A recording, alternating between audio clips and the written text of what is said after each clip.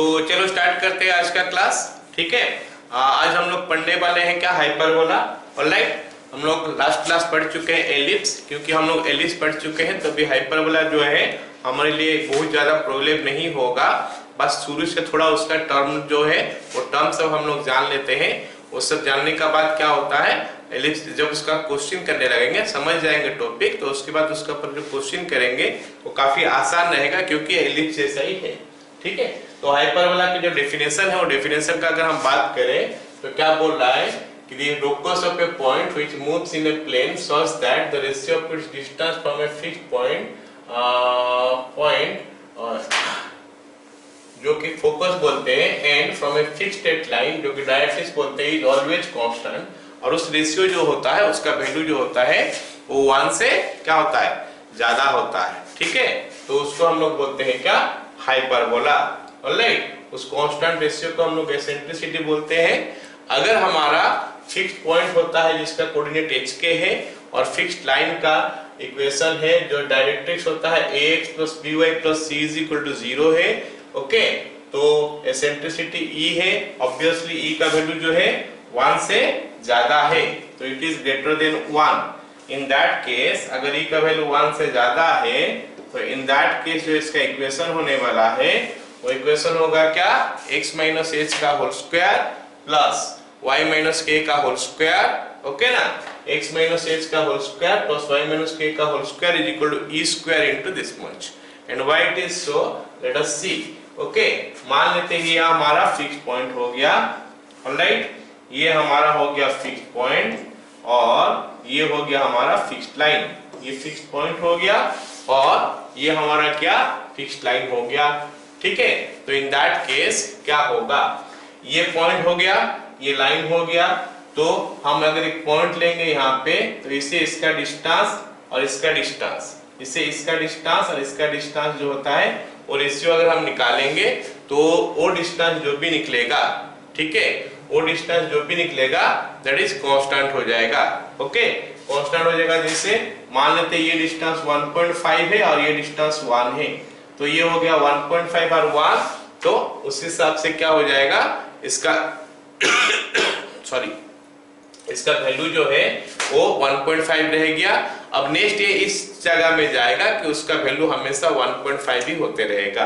तो इस केस में क्या होता है कि ये जो हो गया हमारा शेप जो बन के आएगा वो शेप जो होता है कुछ ऐसे पकड़ेगा, ये शेप हो गया ना, जस्ट लाइक दैट। अगर हम बात करेंगे ये जो है ना, अगर मैं इस पॉइंट का बारे में बात करूं, ये डिस्टेंस बाय ये डिस्टेंस हम 1.5 देखे थे, ऐसे भी इस हाइपरबोला का ऊपर यहाँ पे पॉइंट हो गया, ये पॉइंट से ये डिस्टेंस का वैल्यू और ये डिस्टेंस का वैल्यू निकालोगे तो फिर से 1.5 होना चाहिए। ओके, तो यहाँ पे वो जो पॉइंट है वो पॉइंट यहाँ पे हम देख सकते हैं कि ये इसको इंटरनल डिवाइड कर रहा है ये दोनों को। ओके, 1.5, लेकिन हम लोग पढ़े कि एक्सटर्नल डिवाइड भी करता है और 1.5 वो भी निकल सकता है। एक्सटर्नल याद कर रहे हो तुम लोग, ये जैसे दो पॉइंट है, यहाँ पे एक पॉइंट है जो इसको m/a रेशियो में डिवाइड करता है, ऐसे ही यहाँ पे दो पॉइंट हो गया है ना, तो यहाँ पे एक और पॉइंट हो सकता है जो कि इसको m/n रेशियो में डिवाइड कर सकता है। ठीक है, जस्ट लाइक दैट, जैसे यहाँ पे एक पॉइंट हमको मिला जो कि इसको 3/2 में बोल दूं, ये 3/2:1 हो गया। ऐसे एक पॉइंट हमको एक्सटर्नली भी मिलेगा जो कि फिर से ये डिस्टेंस बाय ये डिस्टेंस करोगे तो 3/2 मिलेगा। तो ये पॉइंट एक तो मिलेगा, जैसे यहाँ पे एक पॉइंट मिला, मैं नाम दे देता हूँ इसको, सपोज इसका नाम मैं दे देता हूँ कुछ ऐसा ये नाम सपोज P है जो कि मूव कर रहा है ना, और ये नाम मान लेते हैं A है, ये नाम मान लेते हैं BA। तो AB को P डिवाइड कर रहा है कौन सा रेशियो में, 3/2:1 या फिर 3/2, लेकिन P इंटरनल पॉइंट है। अगर P एक्सटर्नल पॉइंट ले लोगे तो यहाँ पे एक पॉइंट और आ जाएगा, ताकि AP/BP इज इक्वल टू 3/2 फिर से हो जाएगा। ऐसे जैसे ये पॉइंट मिला और बहुत सारे पॉइंट मिलेगा जो कि डिस्टेंस फिर से ये डिस्टेंस और ये डिस्टेंस 3/2 हो जाएगा, और उस हिसाब से हमारा एक शेप यहाँ पे भी मिलेगा कुछ ऐसा, जैसे इस तरफ का शेप मिला ऐसे उस तरफ भी एक तो शेप मिलेगा कुछ ऐसे टाइप का। आया समझ में? सो यहाँ पे दो ठो शेप बनेगा एक साथ एंड अकॉर्डिंगली हम बोल दिए क्या, ये हो गया हाइपरबोला का फिगर। ये हो गया फिक्स्ड पॉइंट और ये हो गया फिक्स्ड लाइन। इस फिक्स्ड पॉइंट को बोलते हैं फोकस, इस फिक्स्ड लाइन को बोलते हैं directrix. Okay, just like that यहाँ पे जैसे पॉइंट है क्योंकि शेप तो सेम ही बन रहा है, सिमेट्रिक बन रहा है, तो ऐसे ही हम सोच सकते हैं कि अगर इस पॉइंट का करस्पॉन्डिंग में सिमेट्रिक वे में एक पॉइंट यहाँ पे मिल जाए हमको a डैश, ये a डैश हो जाएगा, तो फिर इस लाइन का करस्पॉन्ड के लिए हमको एक लाइन और मिलेगा यहाँ पे। मतलब हम इसको फिक्स्ड पॉइंट, इसको फिक्स्ड लाइन लेके ये हाइपरबोला ड्रॉ कर सकते हैं, या फिर इसको फिक्स्ड पॉइंट लेके इसको फिक्स्ड लाइन लेके ये हाइपरबोला ड्रॉ कर सकते हैं। तो हम यहाँ से फाइनली ये बोल सकते हैं कि ये जो हाइपरबोला है ये हमारा हाइपरबोला इस फोकस इस डायरेक्ट्रिक्स से भी बन सकता है, नहीं तो इस फोकस और इस डायरेक्ट्रिक्स से भी बन सकता है। इसका मतलब है कि हाइपरबोला के लिए दो फोकस होना चाहिए, है ना, दो ठो फोकस होना चाहिए और दो ठो डायरेक्ट्रिक्स भी होना चाहिए। क्या सभी को समझ में आया? ये फिगर हम दो तरीका से बना सकते हैं, सभी को समझ में आया कि नहीं? Yes sir. चलो यस सर। तो ये बन गया हमारा हाइपरबोला। अब इसका इक्वेशन निकालते हैं। ये शेप बन गया हाइपरबोला का, सबको समझ में आया? ये हाइपरबोला का शेप बन गया, ये हमारा डायरेक्ट्रिक्स है, ये एक तो डायरेक्ट्रिक्स है। बाकी जो टर्म्स हो उसका बारे में हम लोग बाद में बात करेंगे, बाद में बोलने से थोड़ा देर का बाद। ये हम बाय डेफिनेशन इसका इक्वेशन निकालना चाहते हैं। अब हम थोड़ा बात कर लेते हैं क्या, ये जो सॉरी ये जो है बाय डेफिनेशन इसका इक्वेशन निकालना चाहते हैं। मतलब हमको अगर HK दिया है, हमको अगर ये दिया है और हमको अगर एसेंट्रिसिटी दिया है, इन दैट केस हम हाइपरबोला का इक्वेशन कैसे निकालेंगे। ठीक है, तो पहले उसका बारे में थोड़ा बात कर लेते हैं, इक्वेशन निकाल देते हैं, फिर हम लोग बाकी जो टर्म्स हम एसोसिएटेड है हाइपरबोला का साथ उसके बारे में डिस्कस करेंगे। ठीक है, ओके। तो अब हम इस कंडीशन जो दिया है उसको हिसाब से लेके कर रहे हैं। ये हमारा हो गया डायरेक्ट्रिक्स मान लेते हैं, है ना, ये हो गया डायरेक्ट्रिक्स और ये हो गया हमारा फोकस, ये फोकस हो गया। इसको हम h, k ले लेते हैं और डायरेक्ट्रिक्स का इक्वेशन हो गया ax plus by plus c is equal to 0। Directrix का इक्वेशन ये हो गया और ये हो गया हमारा फोकस। तो हम क्या करेंगे, हाइपरबोला का ऊपर कोई भी पॉइंट ले लेंगे, हाइपरबोला का ऊपर कोई भी पॉइंट ले लेंगे। ये पॉइंट हो गया P, इससे इसका डिस्टेंस निकालेंगे। P का कोऑर्डिनेट हम x, y ले सकते हैं। इक्वेशन निकालने के लिए हमको x, y लेना पड़ता है, तो फिर इससे इसका डिस्टेंस भी निकल जाएगा ना। इसका डिस्टेंस क्या निकलेगा, x माइनस h का whole square plus y minus k का होल स्क्वायर, और साथ में क्या होगा कि इसका रूट ओवर भी आ जाएगा, ये रूट ओवर भी आ गया। समझ में आया ना, ये डिस्टेंस निकल गया। अब क्या करेंगे, ये कौन से इसका ऊपर परपेंडिकुलर डिस्टेंस भी ड्रॉ करते हैं, ये परपेंडिकुलर डिस्टेंस, ये हो गया हमारा m, pm। और pm निकालने का फंडा क्या होता है, परपेंडिकुलर डिस्टेंस वाला formula ax1 plus by1 plus c by root under a square plus b square। तो डालोगे तो आ जाएगा ax plus by plus c by root under a square plus b square। अब सवाल में बोला है कि मतलब हमारा एलिप्स का डेफिनेशन का हिसाब से बोला है कि ये डिस्टेंस बाय ये डिस्टेंस करोगे तो वो e आएगा, लेकिन वो रिलेशन काफी गंदा दिखेगा। इसलिए हम क्या करते हैं, उसको थोड़ा सिंप्लीफाई करके लिखने के लिए क्या करते हैं, जो डिवाइड बाय वो के था उसको क्रॉस मल्टीप्लाई कर देते हैं, और ये रूट ओवर वगैरह को हटाने के लिए हम क्या करते हैं, स्क्वायर कर लेते हैं। समझ में आया मेरे बात? And finally this one is equation of ellipse, sorry hyperbola हम बोल देते हैं क्या, बाय डेफिनेशन। तो अब हमको याद रखना है, बहुत कुछ याद नहीं रखना है। अगर हमको बोला है कि एक हाइपरबोला है, हाइपरबोला भी बोल सकता है, कोनिक्स भी बोल सकता है। Find equation of A conic जिसका कि फोकस है इतना, डायरेक्ट्रिक्स है इतना, एसेंट्रिसिटी है इतना, तो फिर उसका इक्वेशन निकालो। एसेंट्रिसिटी हमेशा 1 से ज्यादा देगा। तो फिर उसका इक्वेशन ये हो गया। क्लियर हो गया? ये बाय डेफिनेशन हम लोग इक्वेशन निकालेंगे तो it is coming like this. All of you got it now? Yes, sir. Yes sir. चलो अब हम लोग देखते हैं कि हम लोग अलग एक डेफिनेशन यूज करके हाइपरबोला को पढ़ने का कोशिश करते हैं। अलग एक डेफिनेशन यूज करके हाइपरबोला को पढ़ने का कोशिश क्या करते हैं? This is the other definition. जैसे हम इंग्लिश में भी पढ़े थे, हाइपरबोला भी वैसे है। The path along which a point moves such that the difference of its distance from two fixed point is constant is called hyperbola। जैसे ये वाला फिगर हम देखें, यहाँ पे हम बात कर लेते हैं वो दो तो फिक्स पॉइंट का बारे में, वो दो तो फिक्स पॉइंट का बारे में बात कर लेते हैं। अभी मान लेते हो दो तो फिक्स पॉइंट यहाँ पे ये हो गया और ये हो गया। अब देखो यहाँ पे थोड़ा कोशिश करो समझने का। ये दो तो फिक्स पॉइंट हो गया, एक पॉइंट ये वाला हो गया, एक पॉइंट ये हो गया। ओके, बाकी सबको मैं मिटा देता हूं।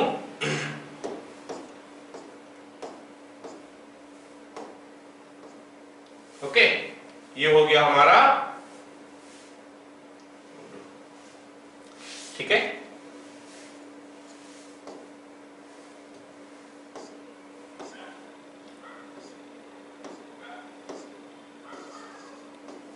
ओके, अब हम समझने का कोशिश करते हैं क्या बोल रहा है वो डेफिनेशन। इसका नेक्स्ट डेफिनेशन जो है, the path along which a point moves such that difference of its distance from two fixed point is constant। चलो हम एक तो पॉइंट ले लिए, हम वो वाला डेफिनेशन को हटा दिए। कौन सा डेफिनेशन को हटा दिए बोलो? वो जो पहला वाला, जो ये वाला डेफिनेशन हटा दिए, मतलब इसी से वो निकलेगा ये फाइनली। ये डेफिनेशन यूज करके हम देख लिए कि दो तो पॉइंट आ रहा है फिक्स्ड पॉइंट। तो मैं यहाँ पे एक पॉइंट ले लिया, एक पॉइंट यहाँ पे ले लिया, इस पॉइंट से इसका डिस्टेंस निकाल दिया और इस पॉइंट से इसका डिस्टेंस निकाल दिया। मान लेते ये 8 हुआ और मान लेते ये 2 हुआ। तो डिफरेंस ऑफ द डिस्टेंस कितना हो रहा है? 8 माइनस 2। 8 माइनस 2 कितना होता है हमारा? 6। अब नेक्स्ट समय में ये पॉइंट ऐसे एक जगह को जाएगा ताकि ये डिस्टेंस और ये डिस्टेंस को अगर मैं माइनस करूं फिर से 6 आ जाएगा। इसे मान लेते हैं डिस्टेंस 7 हो गया या फिर 7.8 हो गया, ये डिस्टेंस 1.8 हो गया। तो माइनस करोगे तो फिर से 6, फिर यहाँ पे आके पहुंच गया। मान लेते हैं ये डिस्टेंस हमारा कुछ हो गया और ये डिस्टेंस कुछ हो गया, दोनों को माइनस करोगे तो फिर से 6 आया। तो वो केस में ये पॉइंट जहां मूव करेगा उसको हम लोग बोलते हैं हाइपरबोला। तो ऐसे मूव किया, बोलोगे सर ठीक है ऐसे बताया तो ये वाला फिगर आया, तो ये वाला कहां से आया? तो मैं बताया कि डिस्टेंस हमारा फिक्स्ड होता है, डिस्टेंस हमारा फिक्स्ड, जैसे 6 से। तो यहाँ पे भी कोई एक पॉइंट हो सकता है जिससे ये डिस्टेंस और ये डिस्टेंस को माइनस करोगे तो 6 आएगा। पता चल गया सबको? So that is why we are getting this term. So ये हो गया हमारा definition of hyperbola by using the other one.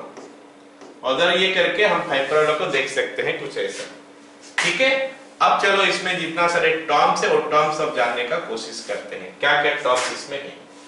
पहला, वो जो दो तो फिक्स पॉइंट है, वो दोनों फिक्स पॉइंट को बोलते हैं हम लोग क्या? फोकाई, फोसाई बोल सकते हैं, प्लूरल ऑफ फोकस। दो तो फिक्स पॉइंट जो हो गया उनको बोलते हैं फोसाई, ठीक है, प्लूरल ऑफ फोकस, दो तो फोकस है।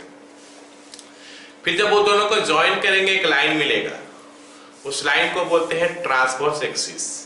पहले उसको बोलते थे मेजर एक्सिस, एलिप्स के लिए बोलते थे क्या? Major axis. अब बोलेंगे उसको ट्रांसवर्स एक्सिस। फिर क्या हो गया? वो दोनों का मिड पॉइंट, जो फोकस दोनों का मिड पॉइंट को हम लोग बोलते हैं क्या? सेंटर बोलते हैं, ओके, उसको बोलते हैं क्या? सेंटर। फिर आ गया हमारा क्या? सेंटर से एक लाइन जाता है परपेंडिकुलर होके और ट्रांसवर्स एक्सिस को परपेंडिकुलर होता है, उसको हम लोग बोलते हैं क्या? Conjugate axis. खत्म, इतना खत्म हो गया हमारा लाइन का बारे में। उसके बाद हमारा आता है क्या? हाइपरबोला जो है कट करता है, कट करता है दोनों एक्सिस को, मेजर एक्सिस को दो जगह में, सॉरी ट्रांसवर्स एक्सिस को दो जगह में कट करता है, उनको बोलते हैं वर्टिसेस। चलो हम लोग हाइपरबोला देखते हैं, उसमें से ये सब टर्म समझने का कोशिश करते हैं। ये हो गया हमारा हाइपरबोला, है ना, ये हमारा हाइपरबोला हो गया। अब ये हाइपरबोला में क्या हो गया कि ये हो गया एक फोकस, ये हो गया फोकस, एक साथ बोलोगे तो फोसाई बोलते हैं उसको। ये जो लाइन हो गया इसको हम लोग बोलते हैं क्या, ट्रांसवर्स एक्सिस। ये ट्रांसवर्स एक्सिस हो गया, है ना। इसका जो मिड पॉइंट है ये फोकस दो ठो का, तो इसको बोलते हैं सेंटर, ये बोलते हैं हम लोग सेंटर। फिर हो गया क्या, सेंटर से जो लाइन गया परपेंडिकुलर होके ऐसे, इस लाइन को हम लोग बोलते हैं क्या, कॉन्जुगेट एक्सिस। ये ट्रांसवर्स एक्सिस था, ये कॉन्जुगेट एक्सिस था। अब ये हाइपरबोला जो है ना, दो जगह में कट कर रहा है ट्रांसवर्स एक्सिस को। ये दो जगह आ गया यहाँ पर, यहाँ पे, इनको बोलते हैं हम लोग क्या, वर्टिसेस। ये हो गया एक वर्टेक्स, ये हो गया एक वर्टेक्स, हो गया। अब आ गया क्या, ये कॉन्जुगेट एक्सिस का ऊपर दो पॉइंट होता है, उसका बारे में हम लोग डिस्कस करेंगे थोड़ा देर में, क्या होता है, वो दोनों कहां से आता है।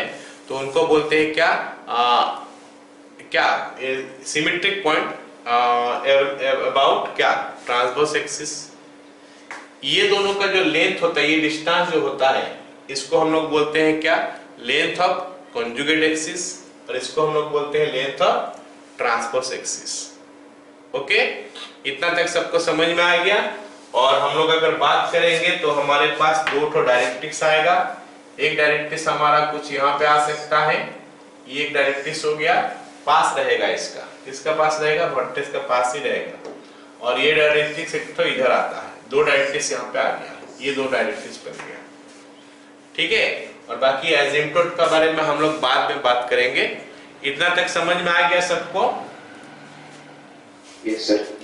अच्छा, ये फोकस का थ्रू में जो लाइन जाता है परपेंडिकुलर होके, इसको हम लोग बोलते हैं लेटस रेक्टम, जो बहुत पहले से पढ़ते आ रहे हैं हम लोग। ये भी हो गया हमारा लेटस रेक्टम, मतलब दो ठो लेटस रेक्टम इसमें आ गया। All of you got it? अभी तक समझ में आ गया सबको? Yes sir. चलो, ये जो हाइपरबोला है ना, जो दिखाया गया है, इसका ट्रांसवर्स एक्सिस जो होता है ना, ये एक्स एक्सिस है, या फिर transverse axis parallel to x axis. उस टाइप का हाइपरबोला को हम लोग स्टैंडर्ड बोल सकते हैं।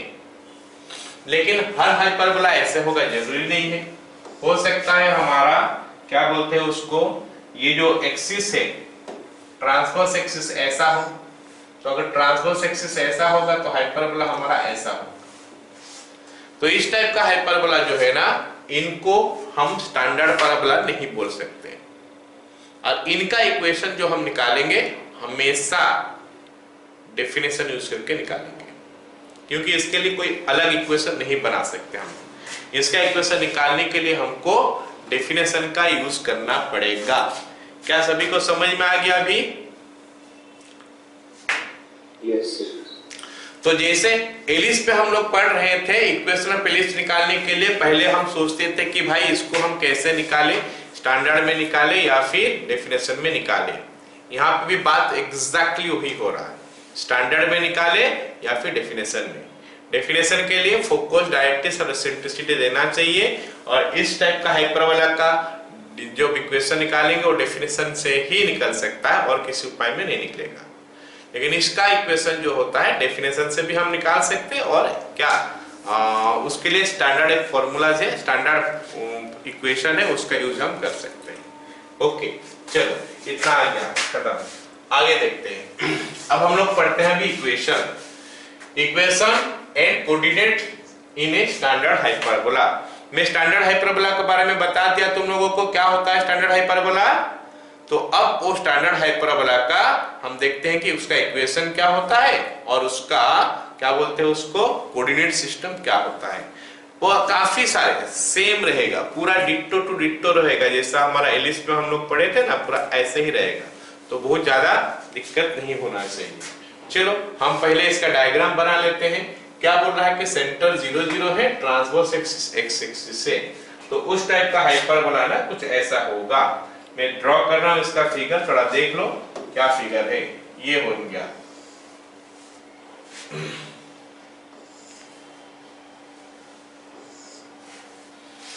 सबको दिखाई दे रहा है? यस। तो ये उस टाइप का हाइपरबोला बन गया जो मेरे को बोला है क्वेश्चन में, ठीक है। अच्छा, अब इसमें देखते हैं कहां पे क्या क्या है।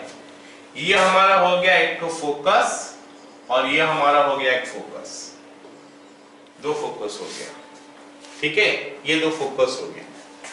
अब क्या हो गया कि दोनों का मिड पॉइंट लेंगे तो ये सेंटर हो जाएगा, ये हमारा सेंटर हो गया, ठीक है। अब क्या हो गया कि यहाँ पे हम लोग ड्रॉ कर लेंगे क्या, कॉन्जुगेट एक्सिस। ट्रांसवर्स एक्सिस तो यही वाला है, ये हमारा कॉन्जुगेट एक्सिस हो गया, ठीक है। इतना हमारा हाइपरबोला का मेन चीज हमारा जो है वो आ गया। अब हम लोग ड्रॉ करते हैं डायरेक्ट्रिक्स। डायरेक्ट्रिक्स ड्रॉ करेंगे, मान लेते हैं ये वाला एक डायरेक्ट्रिक्स है, ये जितना दूरी है उतने ही दूरी में एक डायरेक्ट्रिक्स यहाँ पे हम ड्रॉ कर सकते हैं।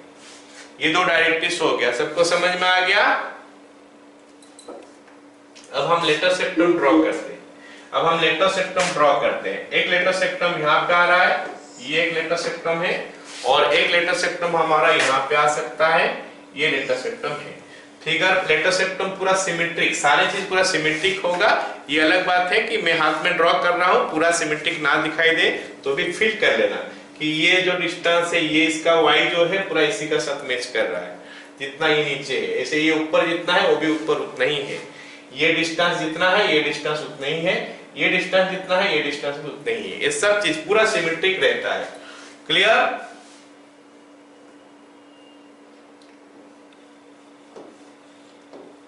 हो गया रे? अब सुनो, जो हम वहां पे पढ़े थे, एलिप्स में पढ़े थे, वही सेम चीज।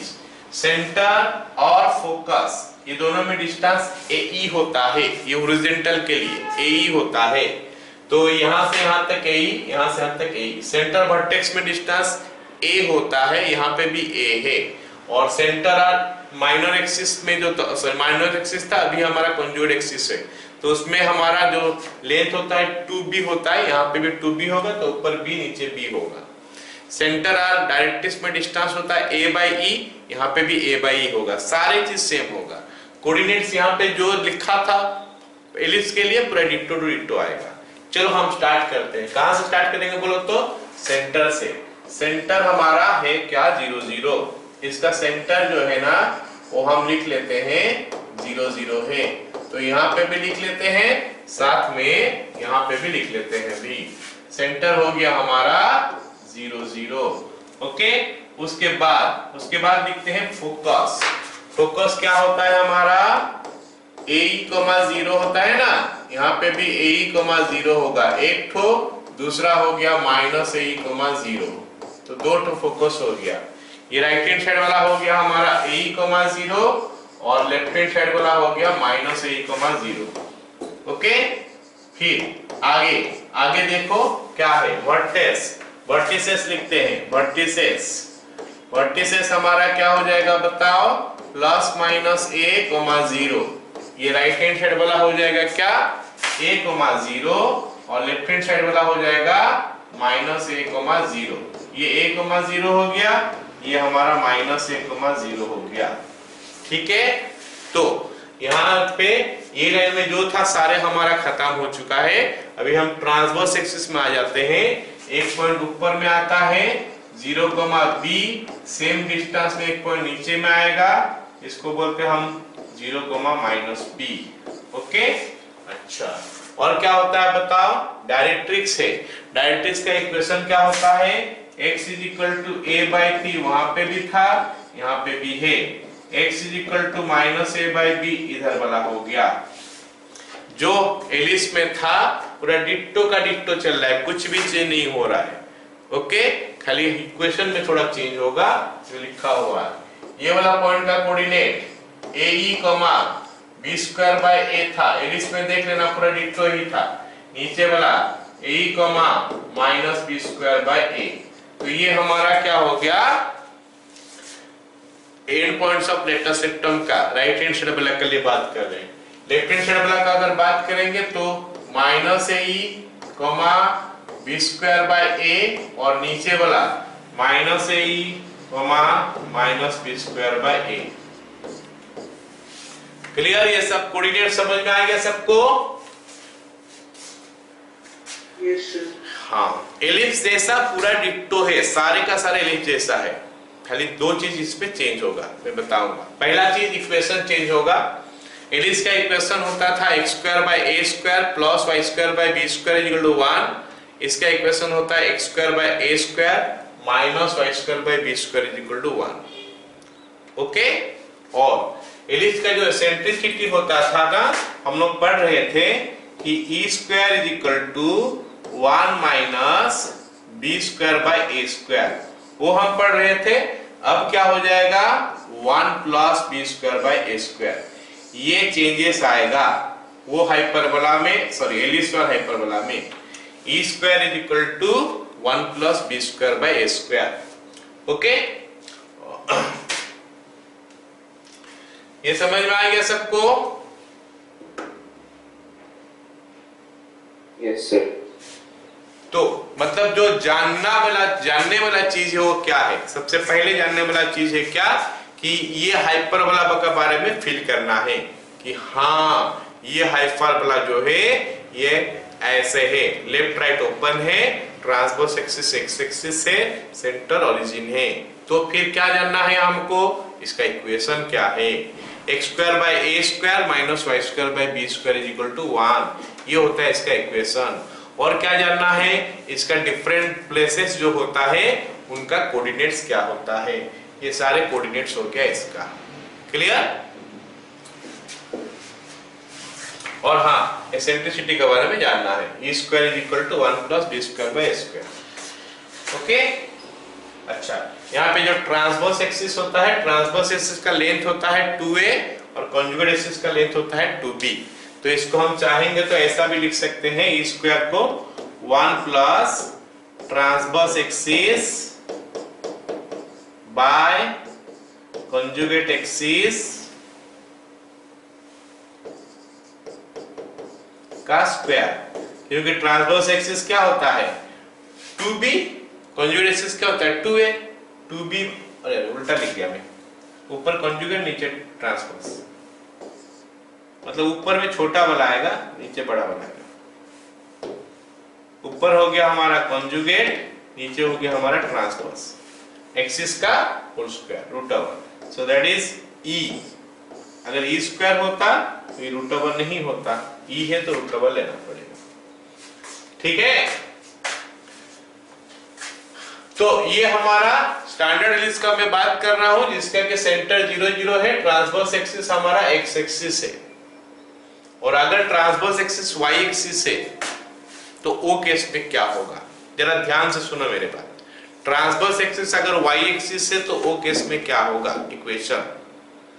इक्वेशन में ओनली एक चेंज होगा, x square by a square minus y square by b square 1 होता था, अब वहां पे -1 हो जाएगा। एलिस में पूरा सेम होता था, अभी -1 हो जाएगा, खाली यही तुम्हारा फर्क आ जाएगा।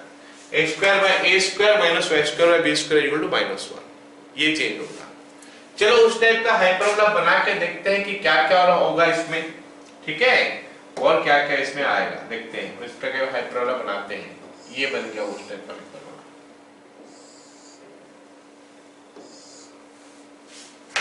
ओके, ठीक है?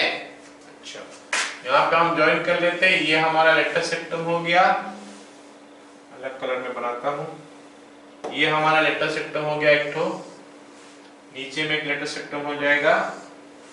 ओके, यहाँ पे डायरेक्ट्रिक्स हो जाएगा, ये हो गया हमारा डायरेक्ट्रिक्स मान लेते हैं।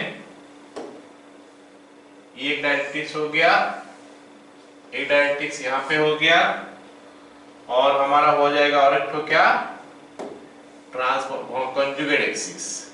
ये हमारा कॉन्जुगेट एक्सिस हो गया, बन गया ये एलिप्स, ए हाइपरबोला। चलो इसका कोऑर्डिनेट लिखते हैं, इसका जितना सारे कोऑर्डिनेट्स है वो सारे लिखते हैं, क्या क्या होगा। हम शुरू करते हैं सेंटर से। सेंटर हो गया 0, 0। सेंटर का जो कोऑर्डिनेट है वो हो जाएगा हमारा 0, 0। सेंटर हो गया हमारा 0, 0। सेंटर और फोकस में जो डिस्टेंस होता है, याद रखो, याद करो। वर्टिकल के लिए हम लोग क्या पढ़े थे? एलिप्स के लिए BE पढ़े थे, यहाँ पे भी BE ही होगा। तो ये ऊपर वाला हो जाएगा 0, BE और नीचे वाला हो जाएगा 0, -BE।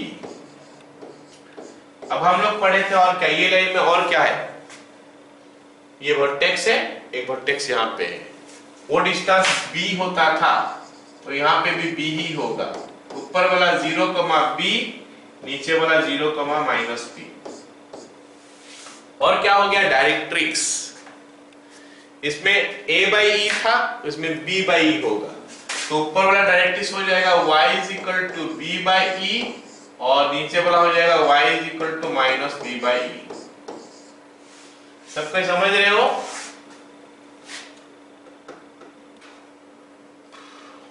और क्या होगा, अब लेटर सेक्टम का लिखते हैं। लेटर सेक्टम का ये तो हाइट हमारा b ही रहा सब जगह में, मतलब y का वैल्यू b ही रहेगा, x का वैल्यू चेंज हो जाएगा, इसमें भी y का वैल्यू b ही रहेगा, x का वैल्यू चेंज हो जाएगा। इसमें हम लोग क्या लिखे थे, b²/a, उसमें उल्टा हो जाएगा, a²/b हो जाएगा। ये राइट हैंड साइड पॉजिटिव है, x एक्सिस का पॉजिटिव डायरेक्शन है तो +a²/b होगा, लेफ्ट हैंड साइड -a²/b होगा। And these things we have read in ellipse also. तो हमको ज्यादा तकलीफ नहीं होना चाहिए, प्रॉब्लम नहीं होना चाहिए। तो ये हमारा हो गया क्या, ऊपर वाला के लिए, नीचे वाला के लिए ये x इसका जितना है इसका भी उतना ही होगा, क्योंकि सेम चल रहा है x एक्सिस का तरफ, और इसमें भी x उतना ही होगा, लेकिन y चेंज हो जाएगा। यहाँ पे ऊपर जा रहा था b, अब नीचे आ रहे हो -b, यहाँ पे -b लिखा है, तो हम लिखेंगे क्या, a²/b, BE -BE, ये राइट हैंड साइड के लिए, और लेफ्ट हैंड साइड के लिए क्या लिखेंगे, a²/b, -BE, -a²/b, -B। ठीक है, ओके यस सर। ओके, इसका इक्वेशन क्या है, x²/a² -y²/b² -1, और जो एसेंट्रिसिटी है क्या आएगा फॉर्मूला में, e² = 1 + a²/b²। a क्या है, इस एक्सिस का ऊपर हमको 2 पॉइंट मिलेगा, a, 0 और 0, -a, 0।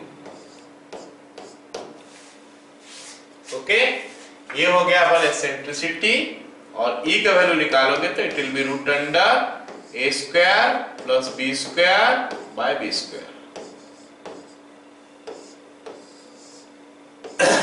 ये हमारा हाइपरबोला में हमको इतना चीज जानना है इस केस के लिए। क्लियर इतना? अब हाँ ठीक है, अब इसमें एक दो चीज हम लोग छूट दिए हैं, वो कौन सा चीज छूटा है, एक्सिस का इक्वेशन छूट गया है, ट्रांसवर्स एक्सिस का इक्वेशन और कॉन्जुगेट एक्सिस का इक्वेशन।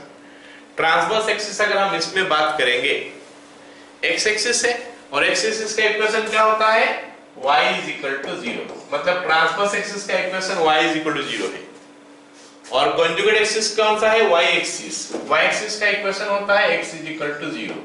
ये कॉन्जुगेट एक्सिस का इक्वेशन हो गया। ओके, और अगर हम इस पे बात करेंगे, इसके लिए ट्रांसवर्स एक्सिस तुम्हारा ये वाला हो गया जो कि x = 0 है, और कॉन्जुगेट एक्सिस हमारा ये हो गया जो कि y = 0 है। ओके, तो इतना सारे पढ़े, जो याद रखने वाला चीज वो क्या है मेरे को, मतलब जो जानने वाला चीज वो क्या है कि इसका सेंटर ऐसा है, इसका एक्सिस ऐसा है, ट्रांसवर्स एक्सिस, तो ये एलिप्स का इक्वेशन, हाइपरबोला का इक्वेशन ये होता है। e² का क्या रिलेशन होता है उसको याद रखना है, क्योंकि उसमें से हम a और b निकालेंगे हमेशा। ठीक है, अच्छा, अगर मैं इस पे बात करूं एलिप्स के, क्योंकि काफी चर्चा हो गया था उस रिलेशन का, इसमें वो रिलेशन जो है वो कैसा लिखते हैं हम लोग, वो रिलेशन को हम कैसा लिखते हैं, जो b² = a² × 1 - e² लिख रहे थे, इसमें वो रिलेशन क्या आएगा, b² = a² × e² - 1। ये काफी यूज होता है एलिप्स में हम लोग काफी यूज किए हैं। इसमें आता है ए square into e square minus 1। Ellipse के लिए लिख रहे थे क्या 1 माइनस ई स्क्वायर, और इसमें क्या आएगा relation a square is equal to b square into e square minus 1।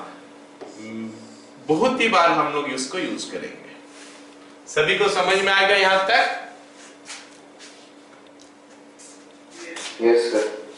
तो मेरे को थोड़ा आंसर देना तुम लोग, क्या मैं पूछ रहा हूं मेरे को जरा जवाब देना जो मैं पूछ रहा हूं। तो मेरे को बताओ ये जो हाइपरबोला मैं लिख रहा हूं अभी, ये जो हाइपरबोला मैं अभी जो लिख रहा हूं इसको मिटा दूंगा, पूछ रहा हूं खाली x square by 25 minus y square by 4 is equal to 1। ये हाइपरबोला हॉरिजॉन्टल वाला है या वर्टिकल वाला है, मतलब पहला वाला है या दूसरा वाला है?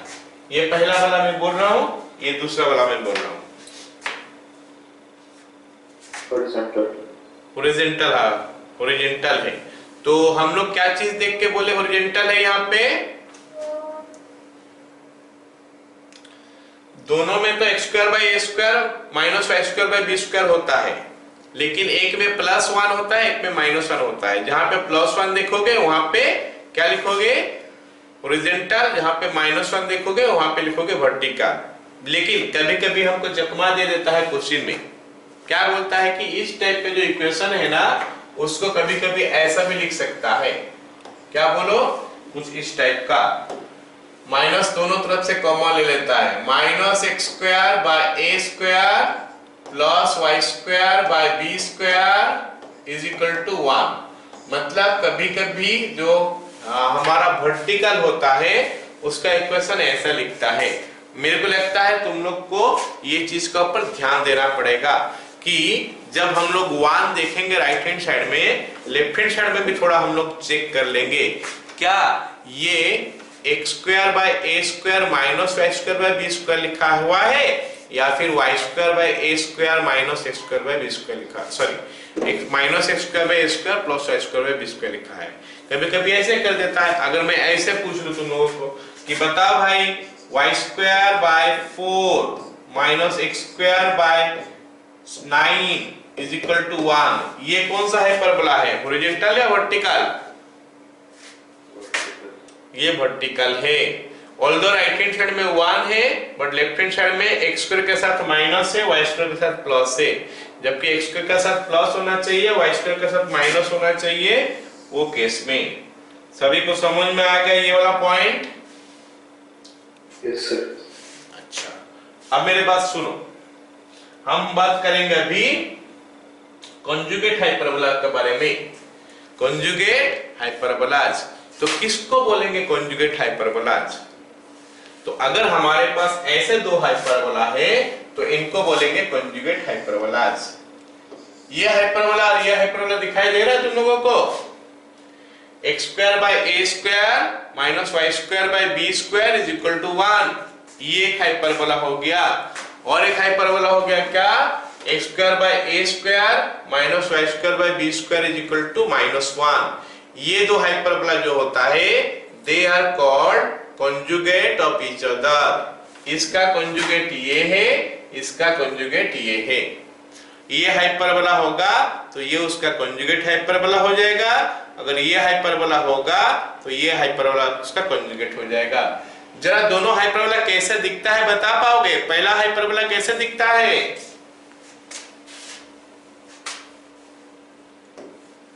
पहला हाइपरबोला कैसे दिखता है?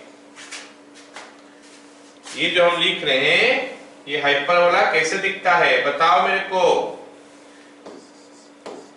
X square by a square minus y square by b square is equal to 1। हम लोग जो पढ़े उस हिसाब से ये पहला टाइप का दिखाई देगा, दूसरा टाइप का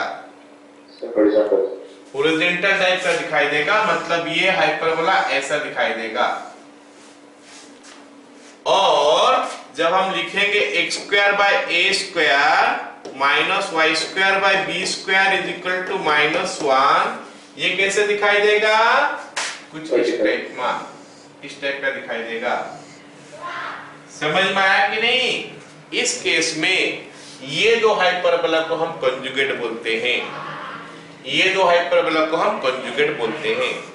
थोड़ा डाउट और क्लियर करते हैं इसमें कि अगर मैं ऐसे दो हाइपरबोला दूंगा तो क्या हम उसको कंजुगेट बोलेंगे कि नहीं बोलेंगे? बताओगे मेरे को कि ये कंजुगेट है कि नहीं? a² / 4 - y² / 16 = 1, x² / 4 - y² / 16 = -1. Are they conjugate hyperbolas? Yes, sir. Yes, these are conjugate hyperbolas. अच्छा, x² / 9 - y² / 4 = 1, x² / 4 - y² / 9 = -1. Are they conjugate hyperbolas? No, sir. No. क्यों? क्योंकि ये सब सेम होना चाहिए, ये और ये पूरा डिट्टो, और ये पूरा डिट्टो होना चाहिए, तो जाके हम उनको बोलेंगे क्या? Conjugate hyperbolas. आया समझ में? ये दोनों हम लोग का कंजुगेट हाइपरबोला नहीं है, ये दोनों था। तो कंजुगेट हाइपरबोला के लिए हमको ध्यान देना पड़ता है कि that a and b value should not be change। a और b वैल्यू चेंज नहीं होना चाहिए, a का वैल्यू और b का वैल्यू वैसे ही रहना चाहिए जैसे पहला का था। और ये इसका कंजुगेट है और ये इसका कंजुगेट है, ऐसे नहीं बोलेंगे कि इसका यही इसका कंजुगेट है। इसको भी इसका कंजुगेट बोल सकते हैं, इसको भी इसका कंजुगेट बोल सकते हैं। आगे समझ में? Yes, sir. अब जरा देखते हैं कि हमारा जो कंजुगेट हाइपरबोला के लिए क्या कुछ और हमको पढ़ना है क्या। इसका एसेंट्रिसिटी E1 है, इसका एसेंट्रिसिटी E1 है, और इसका एसेंट्रिसिटी जो है ना E2 है। इसका एसेंट्रिसिटी क्या है? E2 है। एक का एसेंट्रिसिटी E1 है और एक का एसेंट्रिसिटी क्या है? E2 है। तो इन दैट केस हम लोग E1² का वैल्यू कितना होगा? E1² का वैल्यू कितना होगा? 1 + b² / a²। ये तो हम पहले भी पढ़ चुके हैं, जो क्या आ जाएगा? a² + b² / a²। ये E1² हो गया। E2² कितना हो जाएगा? 1 + a² / b², जो कि बन गया a² + b² / b²। तो E1² भी मिल गया हमको, E2² भी मिल गया हमको। आ गया समझ में यहां तक? कंजुगेट हाइपरबोला के बारे में पता चल गया सबको? Yes, sir. चलो ठीक है, अगला देखते हैं। Relation between the eccentricities of conjugate hyperbolas. अगर हम कंजुगेट हाइपरबोला ले रहे हैं तो उसका एसेंट्रिसिटी दोनों में क्या रिश्ता है? तो रिश्ता क्या है उसको मैं क्वेश्चन का हिसाब से बोल देता हूं, तो उसको प्रूव करना है, उसको याद रखना है ना? If E1 and E2 are eccentricity of conjugate hyperbolas,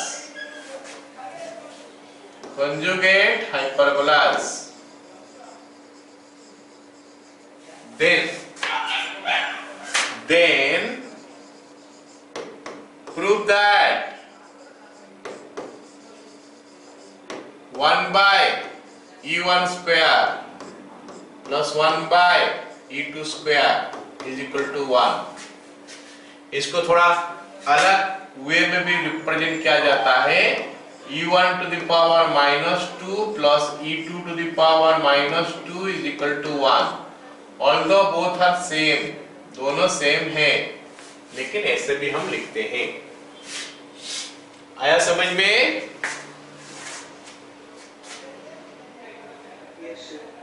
ये हमारा क्वेश्चन है। चलो इसको हम लोग सॉल्व करते हैं। लिखेंगे x1 x square by a square minus y square by b square is equal to 1 and x square by a square minus y square by b square is equal to -1 are conjugate hyperbolas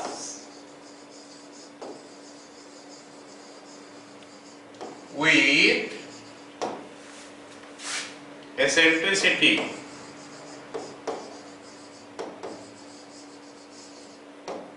E1 and E2 respectively.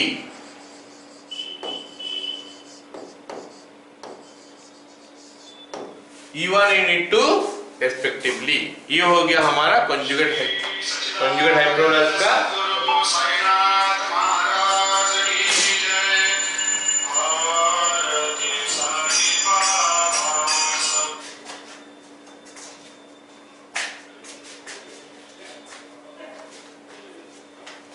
Okay. अब बताओ E1 square कितना है? E1 square अभी just थोड़ा देर पहले हम निकाले। E1 square is equal to a square plus b square by a square. हाँ लिख लेते हैं उसको। E1 square is equal to a square plus b square by a square और E2 स्क्वायर हो जाएगा हमारा a square plus b square by b square. मैं सही लिखा ना? चलो LHS ले लेते हैं। LHS 1 by E1 square plus 1 by E2 square. Okay, इसका हम लोग क्या करते हैं? रेसिप्रोकल ले लेते हैं। a square by a square plus b square plus b square by a square plus b square. LCM ले लिए। LCM is square plus b square, ऊपर में हमारा आ गया a square plus b square, cancel होके वैल्यू आ गया कितना? 1। आ गया समझ में सबको? Yes sir. ओके चलो अब हम लोग कुछ क्वेश्चन करते हैं। इसको छोड़ो, बाद में देखेंगे। बाद में क्या देखेंगे बता ही देता हूं। हम इसको बारे में भी पढ़ चुके हैं। ये जो हमारा था हाइपरबोला एलिप्स के लिए हम लोग पढ़े थे। सेंटर 0 0 था और उसके लिए equation x square by a square plus y square by b square 1 था। अगर हमारा सेंटर h के है तो क्या होता था? x को हम x माइनस h में रिप्लेस करते थे और y को y माइनस k में रिप्लेस करते थे। Same thing happens here. अगर equation of hyperbola with centre h के, सेंटर हमारा h के हो गया एंड एक्सिस या तो हॉरिजॉन्टल है या वर्टिकल है, तो वो केस में क्या होगा? अगर सेंटर h के है, एक्सिस हॉरिजॉन्टल है, तो हॉरिजॉन्टल के लिए जो हम लोग इक्वेशन पढ़े थे, ये इक्वेशन था ना, ये वाला इक्वेशन पढ़े थे x square by a square minus y square by b square 1। अब अगर x सेंटर हमारा h के हो जाएगा तो इक्वेशन हो जाएगा x minus h whole square plus y minus k whole square is equal to x minus h का whole square by a square minus y minus k का whole square by b square is equal to 1। ऐसे ही अगर centre हमारा h के है और axis vertical है तो इक्वेशन में -1 खाली आएगा। मेरे को लगता है सबको समझ में आ गई ये चीज। Yes sir. ओके चलो अब हम लोग कुछ क्वेश्चन करते हैं। क्या है पहला क्वेश्चन? देखो क्वेश्चन बोला है कि find equation of hyperbola. Question बोला है find equation of hyperbola if focus 2 3, directrix x plus y plus 1 is equal to 0, eccentricity is equal to √3। जरा सोच के बताओ, जैसे एलिप्स का इक्वेशन निकाल रहे थे ना, यहाँ पे भी हम इक्वेशन वैसे ही निकालने वाले हैं। एलिप्स का केस में पहला काम हम क्या करते थे, ये देखते थे कि ये हॉरिजॉन्टल या वर्टिकल है। अगर हॉरिजॉन्टल या वर्टिकल है तो हम स्टैंडर्ड का यूज करते हैं, अगर हॉरिजॉन्टल या वर्टिकल नहीं है तो हम स्टैंडर्ड का यूज नहीं करते हैं, डेफिनेशन यूज करके करते हैं। अब कैसे पता चलेगा कि स्टैंडर्ड में अगर हॉरिजॉन्टल वर्टिकल है कि नहीं, तो उसमें मैं बताया था कि कोऑर्डिनेट्स देख के पता चलता है। अगर कोऑर्डिनेट्स में कोई एक चीज सेम है तो हॉरिजॉन्टल या वर्टिकल हो जाता है। दूसरा, डायरेक्ट्रिक्स का इक्वेशन देख के पता चलता है।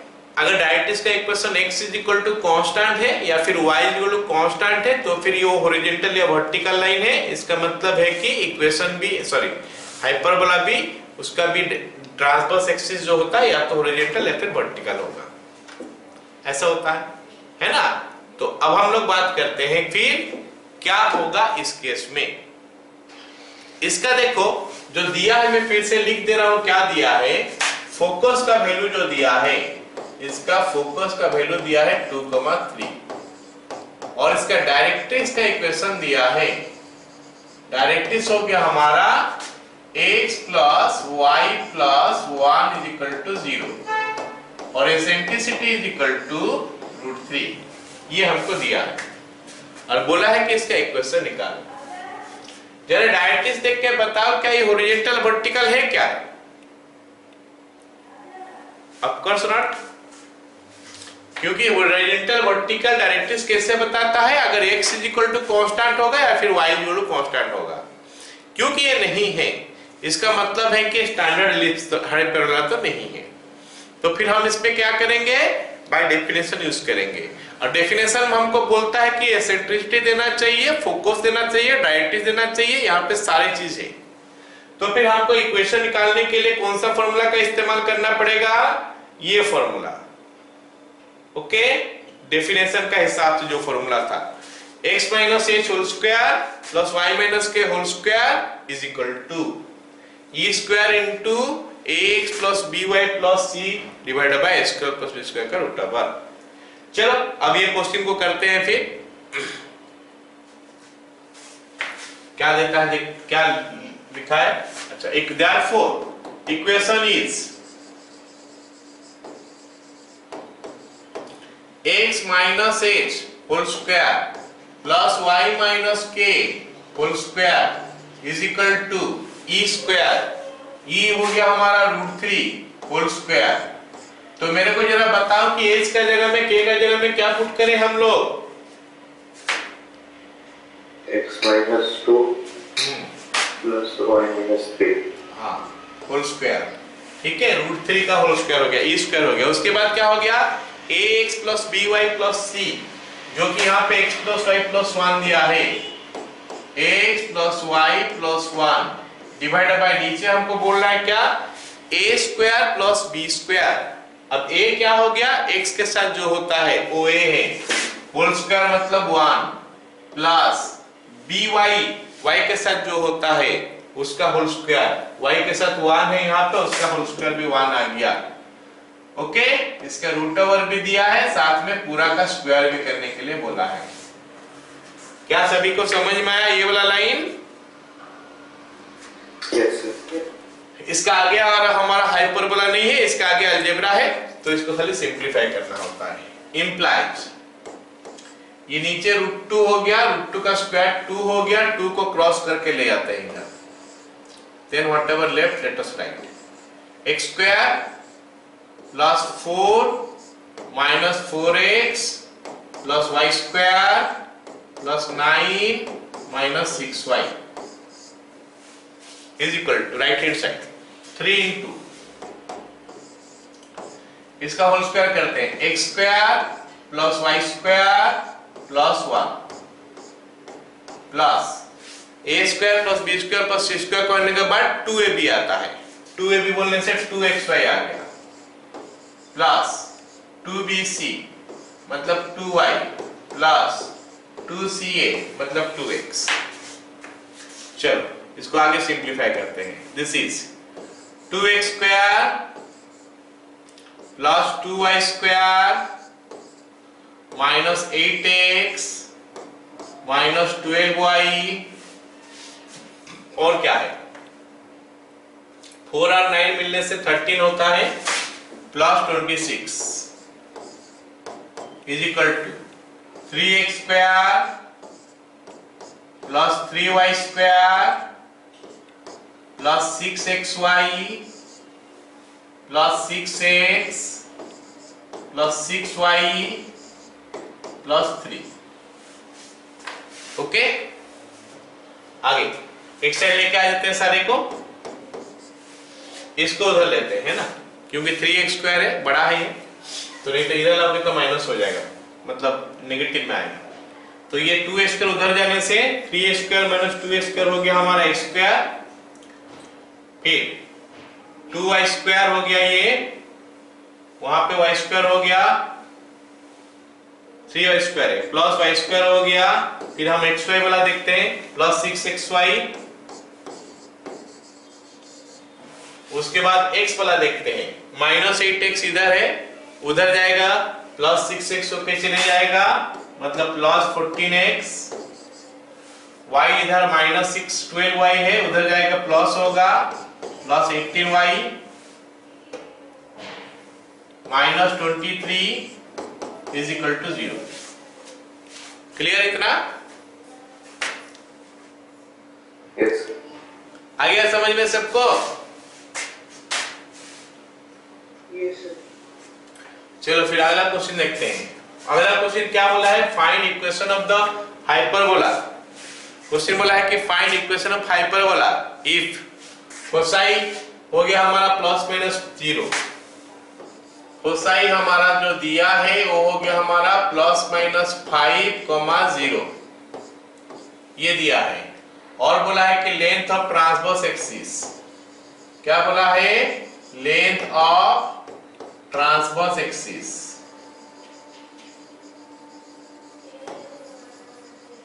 Is equal to 8। ये जो टेबल यहां पे दिया गया है ना, यहां पे सारी चीज मेंशन्ड है, ये टेबल में सारी चीज मेंशन्ड है। ये हमारा मेजर एक्सिस नहीं होगा, ये ट्रांसवर्स एक्सिस होगा।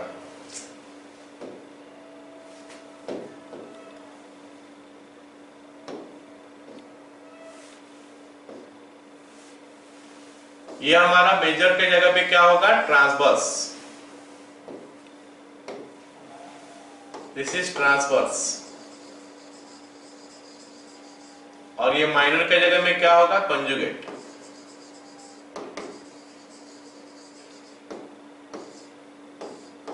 ओके, ट्रांसवर्स हो जाएगा, कंजुगेट हो जाएगा। तो ट्रांसवर्स एक्सिस का लेंथ कितना दिया है बताओ?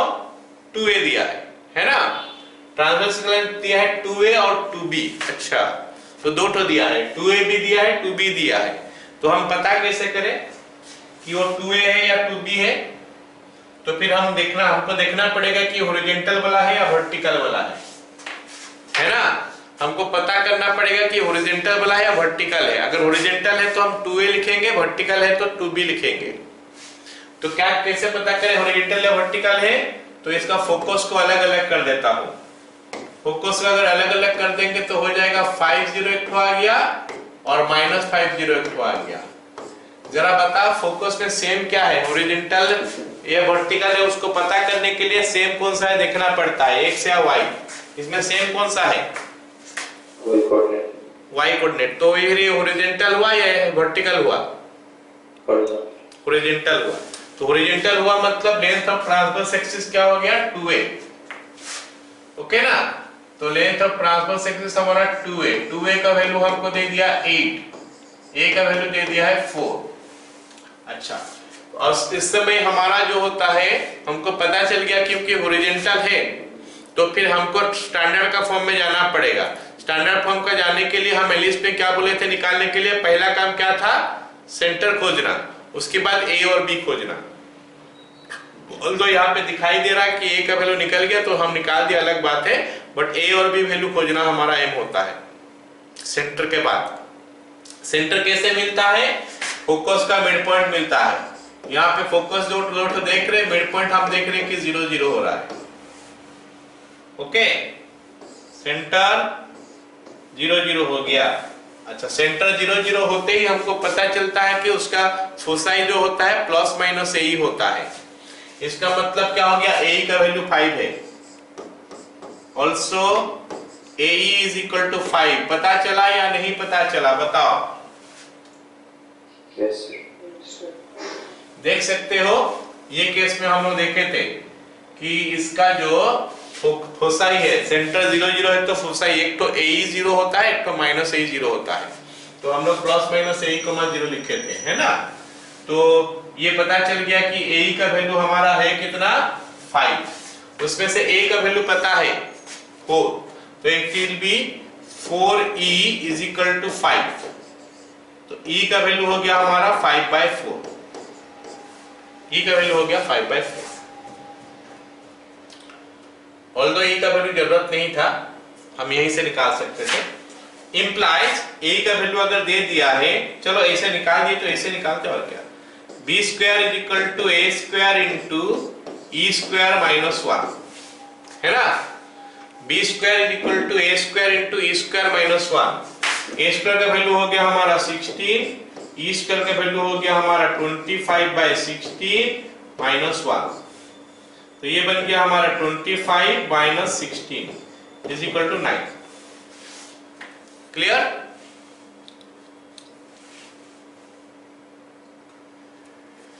बी स्क्वायर मिल गया, ए भी मिल गया। इक्वेशन कौन सा है, दो इक्वेशन हमारा पास होता है, x square by a square minus y square by b square equal to 1 और होता है एक तो माइनस 1। तो यहाँ पे हम +1 वाला लेंगे, -1 वाला लेंगे, +1। Therefore, equation is क्या होता है बोलो, x square by 16 minus y square by 9 is equal to 1। ठीक है। अच्छा, मैं यहाँ पे क्यों बोला था, यहाँ पे मैं उस समय क्यों बोल रहा था कि ऐसा है कि यहाँ पे इसको दूसरा उपाय में निकाल सकते हैं, e का जरूरत नहीं था। तो इसीलिए बोल रहा था कि हम लोग का जो होता है b square is equal to a square into e square minus 1 होता है कि नहीं। तो उससे हमको b स्क्वायर का वैल्यू क्या मिल गया, a square e square minus a square मिल गया। तो फिर a स्क्वायर e स्क्वायर का वैल्यू कितना हो जाएगा, a square plus b square. मतलब इसको यूज करके भी हम निकाल सकते हैं। अगर हमको इस केस में e नहीं निकालना है तो ऐसे यूज करके भी निकाल सकते थे। a का वैल्यू 25 दिया है, a स्क्वायर e स्क्वायर कर देते हो जाता, सॉरी a का वैल्यू 5 दिया है, a स्क्वायर e स्क्वायर कर देते 25 दिया है। तो उसमें से a का वैल्यू हमको पता चला था, पुट करके निकल जाना था। ठीक है, इस रिलेशन को भी याद रख लेना, a स्क्वायर e स्क्वायर का वैल्यू होता है इतना। काफी बार हमको डालना पड़ेगा, तो लिख लेना। मैं जो लिख रहा हूं उसके हिसाब से तुम लोग भी आंसर लिख लो, मतलब ये वाला पॉइंट नोट करके रख लो। चलो अगला सवाल देखते हैं। अगला सवाल हमको क्या बोला है, देखते हैं क्या बोला है। अगला सवाल हमको दिया है, जो फोसाई दिया है, foci is equal to plus minus 3√5, 0। और बोला है कि length of latus rectum, length of latus rectum is equal to 2b is equal to 8, है ना। चलो इस एलिप्स का इक्वेशन हम लोग निकालने का कोशिश करते हैं। इस एलिप्स का इक्वेशन निकालने के लिए हमको क्या क्या करना पड़ेगा। फर्स्ट ऑफ ऑल हमको ये देखना पड़ेगा कि ये एलिप्स के लिए हॉरिजॉन्टल है या वर्टिकल है, या फिर वो दोनों में से कुछ नहीं है। क्या दिखाई दे रहा है सबको, हॉरिजॉन्टल वर्टिकल क्या दिखाई दे रहा है, हॉरिजॉन्टल, क्योंकि हमारा फोसाई जो होता है उसका y सेम है, तो ये हॉरिजॉन्टल है। चलो अब इसको निकालते हैं, कैसे निकालेंगे देखते हैं। इसका सेंटर निकालते हैं पहले। सेंटर हो गया हमारा 0,0। All of you got it. Centre सबको पता चल गया, 0,0 हो गया। Yes, sir. ओके, अब बताओ सेंटर क्योंकि 0,0 हो चुका है, अब बताओ फिर हमारा ए का वैल्यू हो गया ना, ये 2b² होता है, हॉरिजॉन्टल होके पता चल गया, तो लेंथ ऑफ डेल्टा सेक्टम होता है 2b²a। 2b²a का वैल्यू हमारा 8 हो गया, तो b² कितना हो रहा है, हो रहे, अरे समझ रहे हो कि नहीं? Yes. b² 4a। अब हम क्या करेंगे, फिर से वही करेंगे, क्या बताओ कि a का यूज करेंगे, a का स्क्वायर करेंगे, उसके जगह में यूज करेंगे वो वाला वैल्यू जो अभी थोड़ा देर पहले में लिखाया था। ओके, तो a का वैल्यू हो गया हमारा 3√5, तो a² कितना हो जाएगा बताओ, 9 × 5 45। लेकिन अभी थोड़ा देर पहले लिखा है कि a² होता है a² + b² हॉरिजॉन्टल के लिए, वर्टिकल के लिए भी सेम होगा। a² हो गया हमारा क्या, a² + b² = 45। ओके, अब एक काम करते हैं ना, b² के जगह में डाल देते हैं 4a, तो ये हो गया a² + 4a - 45 = 0। तो मेरे को लगता है कि a + 9 × a - 5 आ रहा है, सही लिखा क्या मैं? हाँ सही है। तो a का वैल्यू -9 और a का वैल्यू 5। If a = -9, b² कितना हो रहा है बताओ? अगर a -9 है तो b² कितना हो रहा है? -36. -36, लेकिन स्क्वायर नेगेटिव नहीं होता है तो ये पॉसिबल नहीं है। If a = 5, b² = 4 × 5 20 हो गया। Clear? Yes, sir. Therefore, equation is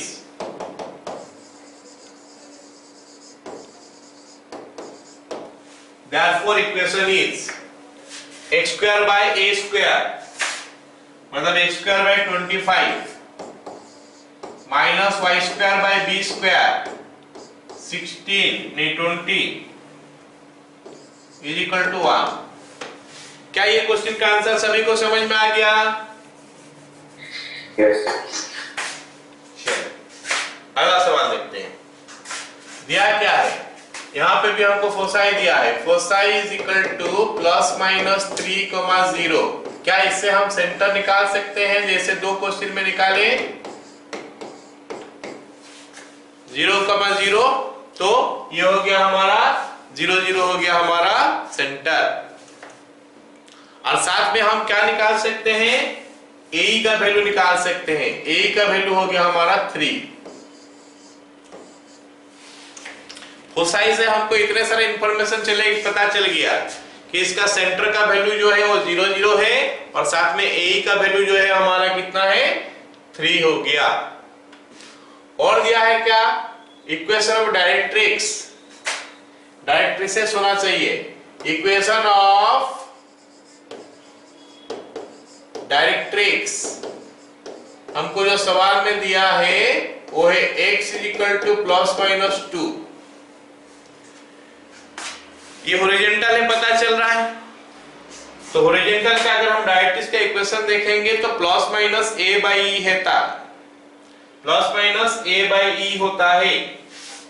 ये देखो डायरेक्ट्रिक्स का इक्वेशन कहाँ है, हाँ, equation of directrices x = ±a/e, या फिर हम अगर फिगर देखेंगे तो फिगर में भी लिखा हुआ है x = a/e इस तरफ, x = -a/e इस तरफ, मतलब a/e हो गया डायरेक्ट्रिक्स का इक्वेशन। तो अगर हम डायरेक्ट्रिक्स का इक्वेशन यूज करेंगे a/e, but equation of directrix, directrix से बात होना चाहिए actually, ±a/e, Therefore a by e is equal to 2. बोलो, ये दोनों समझ में आ गया? Yes, sir. तो एक्चुअली सवाल में हम जो एलिप्स जैसे करते हो इसे ही स्टार्ट करते हैं ना। हमारा एम होता है कि सेंटर पहले निकालो, फिर ए और बी निकालो। सेंटर 0 0 पता चल गया, ए और बी निकालने के लिए हमारे पास दो इंफॉर्मेशन पता चल गया, ये दो को यूज करके ए और बी निकालेंगे। तो दोनों को क्या करेंगे, पहले मल्टीप्लाई कर देते हैं तो ई कैंसिल हो जाएगा। Therefore AE into A by E is equal to 3 into 2, तो A square is equal to 6। खत्म। अब हम B square निकालेंगे, तो A square E square is equal to A square plus B square, ये फॉर्मूला हम पढ़ लिए हैं। तो A square स्क्वायर हो गया 9, A square का वैल्यू 6, तो B square। तो इसमें से हमको B स्क्वायर का वैल्यू पता चल गया, कितना है 3। ओके, तो B स्क्वायर भी पता चल गया, A स्क्वायर भी पता चल गया, सेंटर 0 0 है, ट्रांसवर्स एक्सिस x एक्सिस से, तो इक्वेशन लिख देंगे अभी। Therefore equation is x square by A square 6 minus y square by B square is equal to 1। y square by b square का वैल्यू कितना है 3 is equal to 1। अगर हम इसको सिंप्लीफाई करेंगे तो आया x square minus 2y square is equal to 6। Clear है सबको? Yes. चलो, आज का क्लास है ये हमारा लास्ट क्वेश्चन हम लोग कर रहे हैं, फिर हम लोग नेक्स्ट क्लास में पढ़ेंगे हाइपरबोला का। बाकी जो है वो नेक्स्ट क्लास हमारा कब है, कल है। ओके, चलो लिखते हैं। दिया है क्या, फोसाई दिया है अभी हमको। Foci is equal to 6,4 and minus 4,4। और क्या बोला है कि एसेंट्रिसिटी हो गया 2, ई इज इक्वल टू 2। ठीक है, अच्छा ये फोसाई में कुछ कोऑर्डिनेट तो सेम होता है ना, क्या सेम है यहाँ पे, y कोऑर्डिनेट सेम है, मतलब ये हॉरिजॉन्टल है, इतना तो पता चल गया होगा सबको। तो फिर हमको पहला काम क्या करना पड़ेगा, सेंटर निकालेंगे। तो इसका सेंटर जो है वो कितना होगा देखते हैं, this plus this by 2 giving you 1,4। ठीक है, अब इतना सेंटर पता चल गया। उसके बाद हमको a और b का वैल्यू निकालना है। सेंटर 0 0 नहीं है, मार्क करो। तो फिर हमारा ये a पे नहीं होगा, तो इस समय हम क्या करेंगे, डिस्टेंस बिटवीन द फोसाई निकाल देते हैं। Distance between foci,